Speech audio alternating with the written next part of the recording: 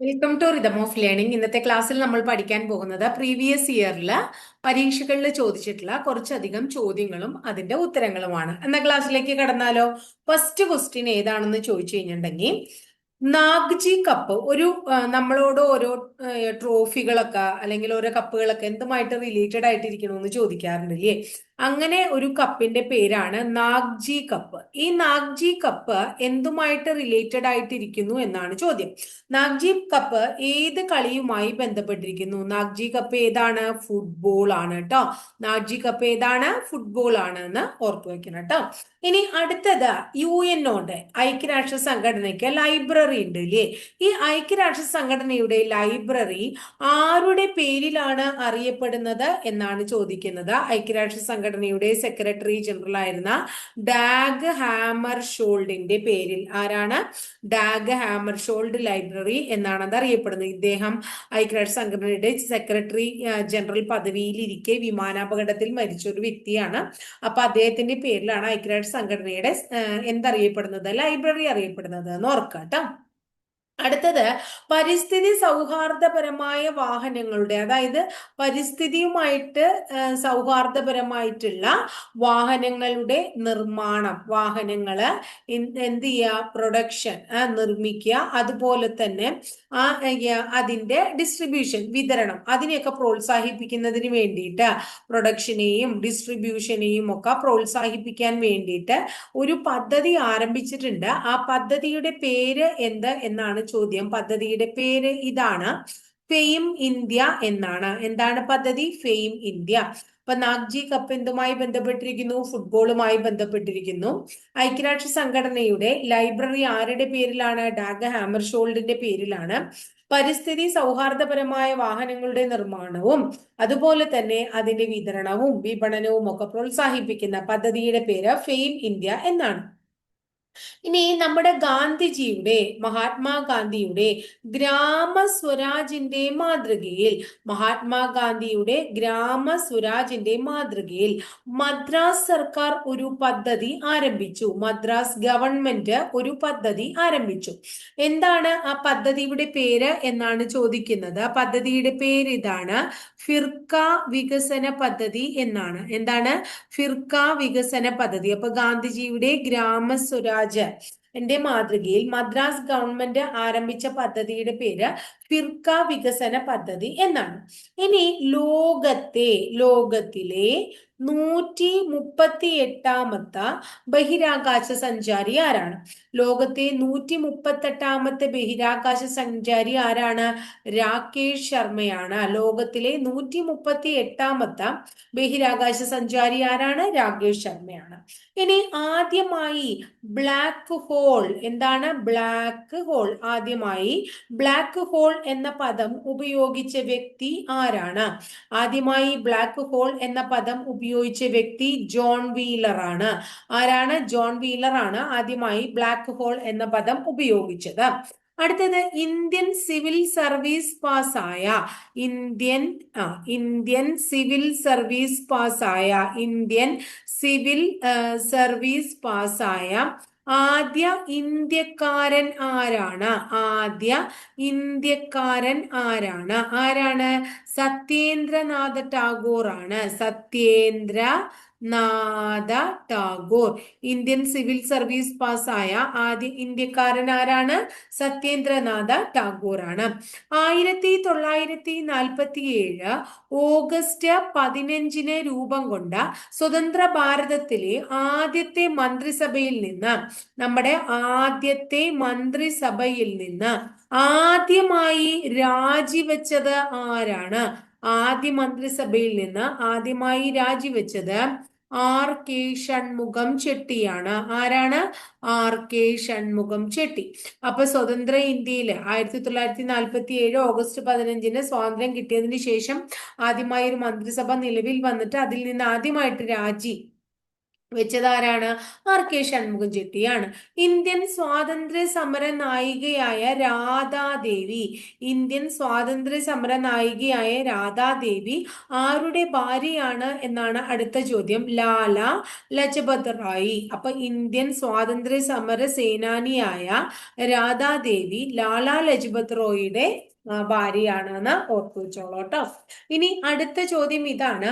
അന്തരീക്ഷ താപനില ഉയർത്തുന്ന കാറ്റുകളെ, അന്തരീക്ഷത്തിലെ താപനില അന്തരീക്ഷത്തിലെ താപനില കൂട്ടുന്ന അല്ലെങ്കിൽ ഉയർത്തുന്ന കാറ്റുകളെ നമ്മൾ ഏത് പേരിട്ടാണ് വിളിക്കുന്നത്? എന്താണ് അതിന്റെ പേര്?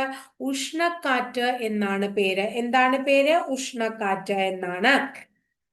അടുത്തത്, വായുവിൽ അടങ്ങിയിട്ടുള്ള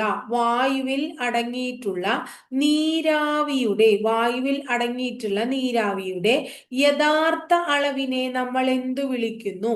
വായുവിൽ അടങ്ങിയ നീരാവിയുടെ യഥാർത്ഥ അളവിനെ വിളിക്കുന്നത് അബ്സല്യൂട്ട് ഹ്യൂമിഡിറ്റി അഥവാ കേവല ആർദ്രത എന്നാണ്. എന്താണ്? കേവല ആർദ്രത അഥവാ അബ്സല്യൂട്ട് ഹ്യൂമിഡിറ്റി എന്നാണ് വിളിക്കുന്നത്. അപ്പൊ ഒന്നും കൂടെ പഠിച്ചേ, നിങ്ങൾ ഈ പറഞ്ഞ കാര്യങ്ങളൊക്കെ ഒന്നും കൂടി ഒന്ന് ഓർത്തേ. നാഗ്ജി കപ്പ് എന്തുമായി ബന്ധപ്പെട്ടിരിക്കുന്നു? ഫുട്ബോൾ. UN ലൈബ്രറി ആരുടെ പേരിലാണ്? ഡാഗ് ഹാമർ ഷോൾഡിന്റെ. പരിസ്ഥിതി സൗഹാർദ്ദപരമായ വാഹനങ്ങളുടെ നിർമ്മാണം, വിപണനം, അതുപോലെ തന്നെ അതിന്റെ വിതരണം എന്നിവയെ പ്രോത്സാഹിപ്പിക്കുന്ന പദ്ധതിയുടെ പേരെന്താണ്? Fame India. ഗാന്ധിജിയുടെ ഗ്രാമസ്വരാജ് മാതൃകയിൽ മദ്രാസ് സർക്കാർ ആരംഭിച്ച പദ്ധതിയുടെ പേരെന്ത്? ഫിർക്ക വികസന പദ്ധതി. ലോകത്തെ 138ാമത്തെ ബഹിരാകാശ സഞ്ചാരി ആരാണ്? രാകേഷ് ശർമ്മ. ആദ്യമായി ബ്ലാക്ക് ഹോൾ എന്ന പദം ഉപയോഗിച്ചത് John wheeler. Indian civil service പാസ്സായ ആദ്യത്തെ ഇന്ത്യക്കാരൻ സത്യേന്ദ്രനാഥ ടാഗോർ. 1947 ഓഗസ്റ്റ് 15 രൂപം കൊണ്ട സ്വതന്ത്ര ഭാരതത്തിലെ ആദ്യ മന്ത്രിസഭയിൽ നിന്ന് ആദ്യമായിട്ട് രാജിവെച്ചതാരാണ്? ആർ കെ ഷൺമുഖം ചെട്ടിയാണ്. ഇന്ത്യൻ സ്വാതന്ത്ര്യ സമര നായിക രാധാദേവിയുടെ ഭാര്യ ആരാണ്? ലാല ലജപത് റോയിയാണ്. അന്തരീക്ഷ താപനില അല്ലെ, അന്തരീക്ഷത്തിലെ താപനില ഉയർത്തുന്ന കാറ്റുകൾക്ക് എന്ത് വിളിക്കുന്നു? ഉഷ്ണക്കാറ്റുകൾ എന്ന് വിളിക്കുന്നു. വായുവിൽ അടങ്ങിയിരിക്കുന്ന നീരാവിയുടെ യഥാർത്ഥ അളവിനെ നമ്മൾ എന്താണ് വിളിക്കുന്നത്? കേവല ആർദ്രത എന്നാണ് വിളിക്കുന്നത്. എന്താ വിളിക്കുന്നത്? കേവല ആർദ്രത എന്നാണ് വിളിക്കുന്നത്. ഇനി അടുത്ത ചോദ്യം, വൻകര വിസ്ഥാപന സിദ്ധാന്തം. നമ്മള് എന്താ പറയുന്നത്, ജോഗ്രഫി പഠിക്കുമ്പോൾ അല്ലെ, വൻകര വിസ്ഥാപന സിദ്ധാന്തത്തെ കുറിച്ച് പഠിക്കുന്നുണ്ട്. ആ വൻകര വിസ്ഥാപന സിദ്ധാന്തം എന്ന ആശയം അവതരിപ്പിച്ച ശാസ്ത്രജ്ഞൻ ആര് എന്നാണ് ചോദിക്കുന്നത്. അദ്ദേഹം ആൽഫ്രഡ് വേഗ്നർ ആണ്. ആരാണ്? Alfred Wegener. അപ്പൊ വൻകര വിസ്ഥാപന സിദ്ധാന്തം എന്ന ആശയം അവതരിപ്പിച്ച ശാസ്ത്രജ്ഞൻ ആരാണ്? ആൽഫ്രഡ് വേഗ്നർ ആണ്. ആൽഫ്രഡ് വേഗ്നർ എവിടുത്തുകാരനാണെന്ന് അറിയാമോ നിങ്ങൾക്ക്? Alfred Wegener ജർമ്മൻകാരനാണ്. എവിടുത്തുകാരനാണ് Alfred Wegener? ജർമ്മൻകാരനാണ് എന്ന് ഓർത്തു വെക്കുക. Alfred Wegener എവിടുത്തുകാരനാണ്? ജർമ്മൻകാരനാണ്. ഇനി അടുത്തത്, വൻകര വിസ്ഥാപന സിദ്ധാന്തം ആവിഷ്കരിച്ച വർഷം എന്നാണ്. വൻകര വിസ്ഥാപന സിദ്ധാന്തം, ഈ സിദ്ധാന്തം എന്നാണ് ആവിഷ്കരിച്ചത്? 1912 വൻകര വിസ്ഥാപന സിദ്ധാന്തം ആവിഷ്കരിച്ചത് 1912. ഇനി അടുത്ത ചോദ്യം ഇതാണ്. ഒരു നദി കടലിലോ, എന്താണ്? ഒരു നദി കടലിലോ, ഒന്നുകിൽ കടലിലോ അല്ലെങ്കിൽ മറ്റേതെങ്കിലും ജലാശയത്തിലോ, ഒരു നദി കടലിലോ അല്ലെങ്കിൽ ജലാശയത്തിലോ പതിക്കുന്ന ഇടം അറിയപ്പെടുന്നത്, ഒന്നുകിൽ കടലിൽ പതിക്കാം അല്ലെങ്കിൽ ജലാശയത്തിൽ പതിക്കാം. ആ പതിക്കുന്ന ഇടത്തെ എന്താണ് വിളിക്കുന്നത്? ആ പതിക്കുന്ന ഇടത്തെ വിളിക്കുന്നത് നദീമുഖം എന്നാണ്. ഒരു നദി കടലിലോ ജലാശയത്തിലോ എവിടെയാണോ പതിക്കുന്നത്, ആ പതിക്കുന്ന ഇടം അറിയപ്പെടുന്നത് ഏതാണ്? നദീമുഖം എന്നാണ്. രണ്ട് കരകൾക്കിടയിലുള്ള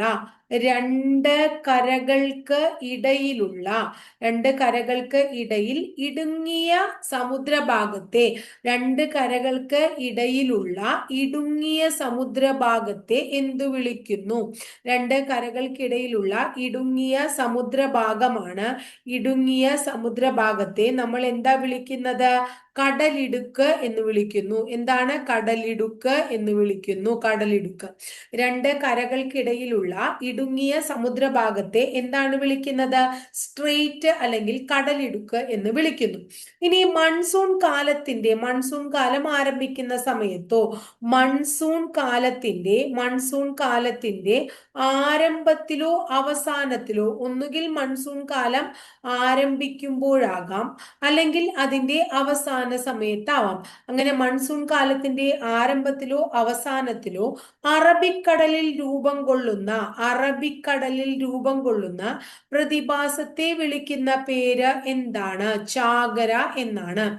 മൺസൂൺ കാലത്തിന്റെ ആരംഭത്തിലോ അവസാനത്തിലോ അറബിക്കടലിൽ രൂപം കൊള്ളുന്ന പ്രതിഭാസമാണ് എന്താ പറഞ്ഞ? ചാകര എന്ന് പറഞ്ഞു.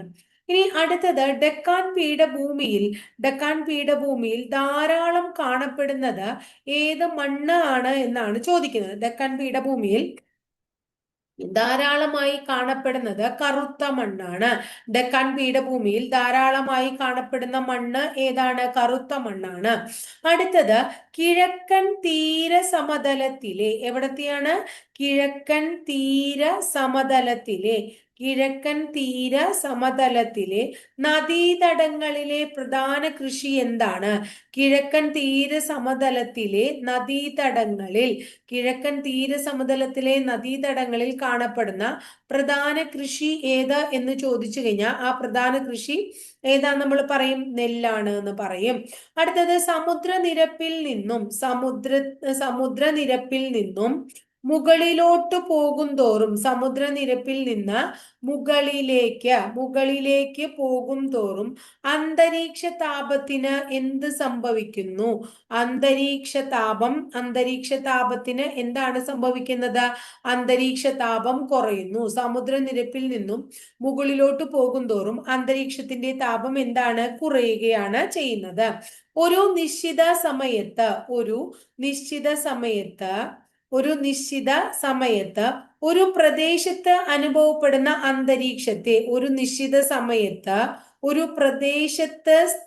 അനുഭവപ്പെടുന്ന അന്തരീക്ഷ അവസ്ഥയെ എന്ത് വിളിക്കുന്നു? ഒരു നിശ്ചിത സമയത്ത് ഒരു പ്രദേശത്ത് അനുഭവപ്പെടുന്ന അന്തരീക്ഷ അവസ്ഥയെ ദിനാന്തരീക്ഷ സ്ഥിതി എന്ന് വിളിക്കുന്നു. എന്താണ് അതിനെ മലയാളത്തിൽ വിളിക്കുക? ദിനാന്തരീക്ഷ സ്ഥിതി. എന്താണ്? ദിനാന്തരീക്ഷ സ്ഥിതി എന്നാണ് വിളിക്കുന്നത്. എന്താണ്? ദിനാന്തരീക്ഷ സ്ഥിതി. ഒരു നിശ്ചിത സമയത്ത് ഒരു പ്രദേശത്ത് അനുഭവപ്പെടുന്ന അന്തരീക്ഷത്തിന്റെ അവസ്ഥയെ നമ്മൾ എന്താ വിളിക്കുക? ദിനാന്തരീക്ഷ സ്ഥിതി എന്ന് വിളിക്കുന്നു. ഇനി അടുത്തത് ചിറാപുഞ്ചിയെ കുറിച്ച് നമുക്ക് എല്ലാവർക്കും അറിയാം അല്ലെ? ഈ ചിറാപുഞ്ചിയുടെ മറ്റൊരു പേര് എന്ത് എന്നാണ് ചോദിക്കുന്നത്. ചിറാപുഞ്ചിയുടെ മറ്റൊരു പേര് സൊഹ്റ എന്നാണ്. ചിറാപുഞ്ചിയുടെ മറ്റൊരു പേരെന്താണ്? സൊഹ്റ എന്നാണ്.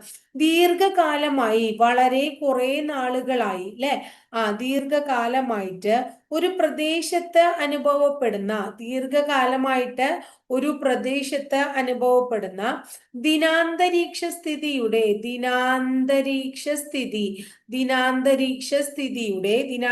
സ്ഥിതിയുടെ ശരാശരി എന്താണ്? ദിനാന്തരീക്ഷ സ്ഥിതിയുടെ ശരാശരിയെ എന്ത് പേരിട്ടാണ് വിളിക്കുന്നത്?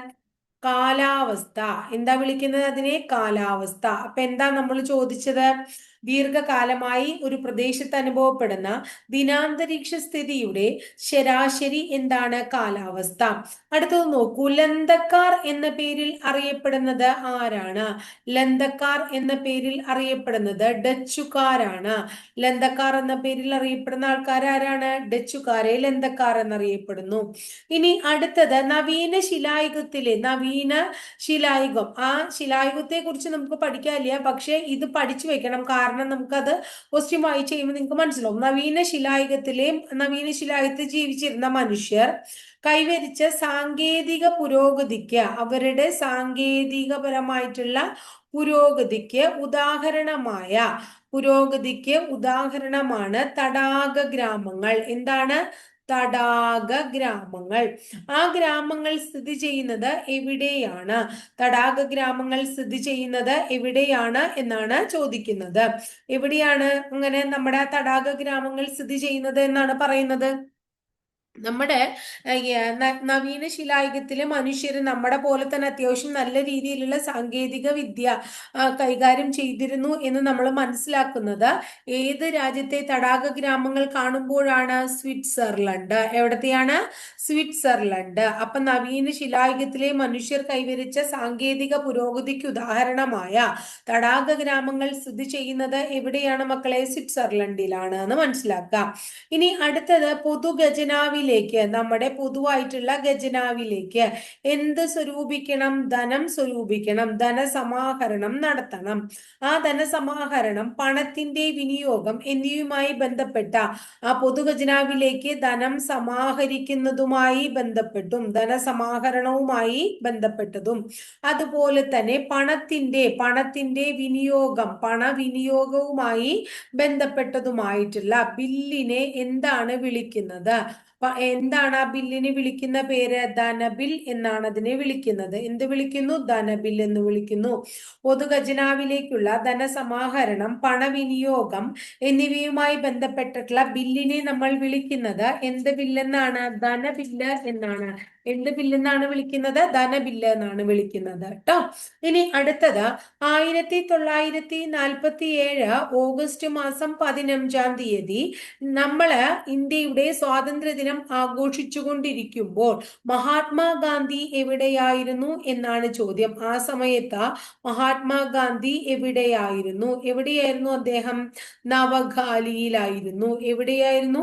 നവഗാലി. എവിടെയായിരുന്നു അദ്ദേഹം? നവഗാലി. അപ്പൊ 1947 ഓഗസ്റ്റ് 15-ന് ഡൽഹിയിൽ ഇന്ത്യയുടെ സ്വാതന്ത്ര്യ ദിനാഘോഷം നടന്നുകൊണ്ടിരിക്കുമ്പോൾ മഹാത്മാഗാന്ധി നവഗാലിയിലായിരുന്നു. ഇനി അന്തരീക്ഷ വായുവിൽ ഓക്സിജൻ ഉണ്ട് എന്ന് കേട്ടിട്ടുണ്ട് നമ്മൾ, അല്ലെ? അപ്പൊ അന്തരീക്ഷ വായുവില് ഓക്സിജൻ എത്രയാണ് എന്നാണ് നമ്മൾ പഠിക്കേണ്ടത്. 20.95%. എത്രയാണ്? 20.95% അന്തരീക്ഷ വായുവിൽ എന്തുണ്ട്? ഓക്സിജൻ ഉണ്ട് എന്ന് നമ്മൾ മനസ്സിലാക്കാം.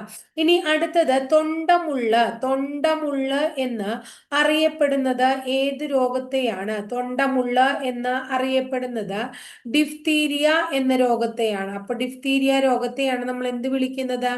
തൊണ്ടമുള്ള എന്ന് വിളിക്കുന്നത്. ഇനി അടുത്തത് റേഡിയോ തരംഗങ്ങൾ. നമ്മുടെ റേഡിയോ തരംഗങ്ങളെ എന്ത് ചെയ്യും? അവര് പ്രതിഫലിപ്പിച്ച് റേഡിയോ പ്രക്ഷേപണം സാധ്യമാക്കുന്ന അയണോസ്ഫിയർ ഏത് അന്തരീക്ഷ പാളിയുടെ ഭാഗമാണ്? അപ്പോൾ ഇവിടെ ചോദ്യം, റേഡിയോ തരംഗങ്ങളെ പ്രതിഫലിപ്പിച്ച് റേഡിയോ പ്രേക്ഷണം സാധ്യമാക്കുന്ന എന്താണ്? അയണോസ്ഫിയർ. അപ്പൊ അയണോസ്ഫിയർ ആണ് ഈ കാര്യങ്ങൾ ചെയ്യണേന്ന് ഓർത്തു വയ്ക്കുക. ആ അയണോസ്ഫിയർ ഏത് അന്തരീക്ഷ പാളിയുടെ ഭാഗമാണ്? ഏത് അന്തരീക്ഷ പാളിയുടെ ഭാഗമാണ്? തെർമോസ്ഫിയറിന്റെ ഭാഗമാണ്. എന്തിന്റെ ഭാഗമാണ്? തെർമോസ്ഫിയറിന്റെ ഭാഗമാണ് അയണോസ്ഫിയർ എന്ന് പറയുന്നത് എന്ന് ഓർത്തു വെക്കണം കേട്ടോ. അയണോസ്ഫിയർ എന്തിന്റെ ഭാഗമാണ്? തെർമോസ്ഫിയറിന്റെ ഭാഗമാണ് എന്ന് ഓർക്കുക. അടുത്തത് വില്ലൻ ചുമയ്ക്ക് കാരണമായ ബാക്ടീരിയ എന്താണ്? ബോർഡറ്റെല്ല പെർട്ടുസിസ്. എന്താണ്? ബോർഡറ്റെല്ല കേട്ടോ. ബോർഡറ്റെല്ല പെർട്ടുസിസ്. വില്ലൻ ചുമയ്ക്ക് കാരണമായത് എന്താണ്? ബോർഡറ്റെല്ല പെർട്ടുസിസ് ആണ്. വില്ലൻ ചുമയ്ക്ക് കാരണം ബോർഡറ്റെല്ല പെർട്ടുസിസ് ആണ്. അടുത്തത് ഹാലിയുടെ വാൽ നക്ഷത്രം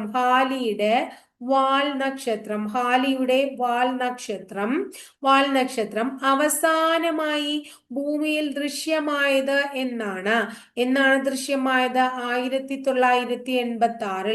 ഹാലിയുടെ വാൽ നക്ഷത്രം ഭൂമിയിൽ ദൃശ്യമായത് 1986. ഇനി അടുത്തത് മഹിളാ രാഷ്ട്രീയ സംഘ്. ഈ മഹിളാ രാഷ്ട്രീയ സംഘ് ആരാണ് സംഘടിപ്പിച്ചത് എന്നാണ് ചോദിക്കുന്നത്. ലളിത ഘോഷ് ആണ്. ആരാണ്? ലളിത ഘോഷ്. മഹിളാ രാഷ്ട്രീയ സംഘ് സംഘടിപ്പിച്ചത് ആരാണ്? ലളിത ഘോഷ് ആണ്. ഇനി അടുത്തത് നവാബ് മേക്കർ എന്ന് അറിയപ്പെടുന്നത് ആരാണ്? നവാബ് മേക്കർ എന്ന് അറിയപ്പെടുന്നത് റോബർട്ട് ക്ലൈവ് ആണ്. ആരാണ്? റോബർട്ട് ക്ലൈവ് കേട്ടോ. റോബർട്ട് ക്ലൈവിനെയാണ് എന്ത് വിളിക്കുന്നത്? നവാബ് മേക്കർ മേക്കർ എന്ന് വിളിക്കുന്നത്? ആരെ? റോബർട്ട് ക്ലൈവിനെ നവാബ് മേക്കർ എന്ന് വിളിക്കുന്നു. അടുത്തത് ഇരുട്ടറ ദുരന്തം. എന്താണ് ഇരുട്ടറ ദുരന്തം? ഇരുട്ടറ ദുരന്തം നടന്ന വർഷം എന്നാണ്? 1756 ഇരുട്ടറ ദുരന്തം 1756 ഇനി അടുത്തത് ലോക സംഗീത ദിനം എന്നാണ്? ലോക സംഗീത ദിനം ജൂൺ 21. ലോക സംഗീത ദിനം ജൂൺ 21. ക്ലിയർ ആയില്ലേ? അടുത്തത് ഹോളോഗ്രാഫി. എന്താണ്? ഹോളോഗ്രാഫി. ഹോളോഗ്രാഫിയുടെ പിതാവ് എന്ന് അറിയപ്പെടുന്നത് ആരാണ്? ഡെന്നീസ് ഗ്യാബർ ആണ്. ഹോളോഗ്രാഫിയുടെ പിതാവ് ഡെന്നീസ് ഗ്യാബർ ആണ്. ആരാണ്? ഡെന്നീസ് ഗ്യാബർ ആണ്. ഇനി അടുത്തത് അച്ചിപ്പുടവ സമരം. അച്ചിപ്പുടവ സമരം നടന്നത് എവിടെയാണ്? അച്ചിപ്പുടവ സമരം നടന്നത് കായംകുളത്താണ്. എവിടെയാണ് നടന്നത്? കായംകുളത്താണ് അച്ചിപ്പുടവ സമരം നടന്നത്. എവിടെയാണ് നടന്നത് അച്ചിപ്പുടവ സമരം? കായംകുളത്താണ്. അപ്പൊ ഇന്നത്തെ ക്ലാസ്സിൽ ഇത്രയാണ് നിങ്ങൾ പഠിക്കണം കേട്ടോ. അപ്പൊ ഇതൊക്കെ പ്രീവിയസ് ഇയറിൽ വന്നിട്ടുള്ള ക്വസ്റ്റ്യൻസ് ആണ്. അതിൻ്റെതായിട്ടുള്ള ഗൗരവത്തിൽ വേണം നിങ്ങൾ ഇതിനെ പഠിക്കാൻ. അപ്പൊ അറിയണതാണെങ്കിൽ എഴുതി വെക്കേണ്ട, അറിയാത്തതാണെങ്കിൽ ഒന്ന് നോട്ട് ചെയ്ത് വെച്ചോളാം കേട്ടോ. അപ്പൊ അടുത്ത ദിവസം മറ്റൊരു ക്ലാസ്സുമായിട്ട് നമുക്ക് കാണാം. അതിന് മുമ്പ് ടീച്ചറുടെ ക്ലാസ് ഇഷ്ടപ്പെടുകയാണെങ്കിൽ ഒന്ന് ലൈക്ക് ചെയ്യുക. ഇഷ്ടപ്പെട്ട ക്ലാസ്സുകൾ കൂട്ടുകാരിലേക്ക് ഷെയർ ചെയ്യൂ. ആദ്യമായിട്ട് ചാനൽ കാണുന്നവർ ചാനൽ ഒന്ന് സബ്സ്ക്രൈബ് ചെയ്യാം കേട്ടോ.